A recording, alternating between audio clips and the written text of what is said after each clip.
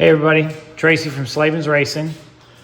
Today I'm going to be installing this new AltRider Lowering Link. Has a skid plate that we can also add to it if you don't have the link skid on your original skid plate.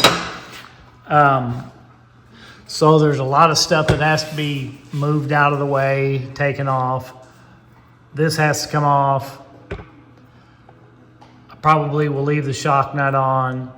The bolt that holds the brake on has to come out. We got to get the brake lever out of the way to get that bolt out past all the frame and stuff.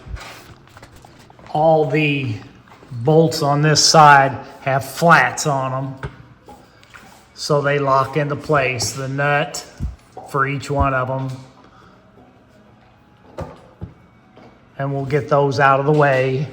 I'll take a measurement now, and then we'll measure it once I get it lowered. That is 640 millimeters as it stands in stock form. And we will put the link on and put the 27 millimeter lowering part on it, and then we'll take another measurement and proceed on. Okay, so pulled the brake bolts out to get it out of the way. You have to get up and get the brake lever up out of the way for that bolt to slip out. It won't pass that brake lever and stuff. So I've got that all apart.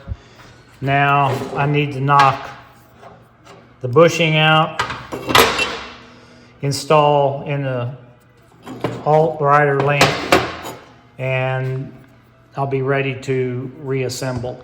Okay, I'm gonna go ahead and get this started in. It's got a flat as well to pass through.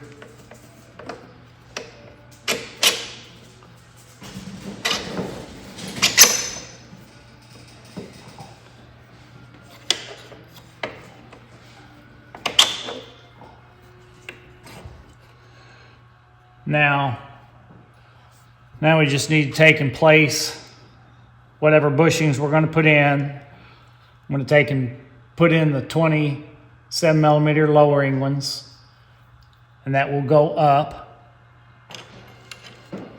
One on that side. That is for the lock nut, the way it fits in on the other side. It slides in and bumps up against that so it doesn't spin when you tighten it up.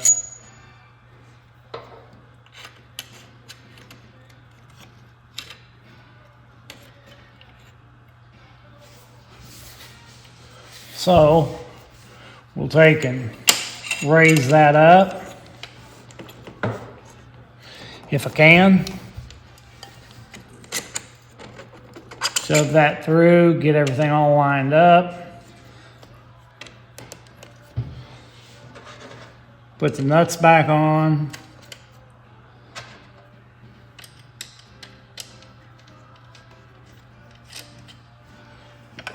Get the brake all applied and back in line.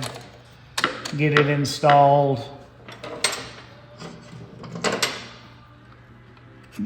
The nut on the back side of it.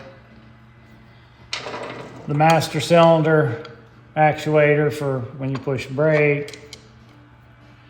I'll tighten this stuff up after a while. Like us on Instagram, Facebook, thumbs up on YouTube, and get out and do some riding. See you next time.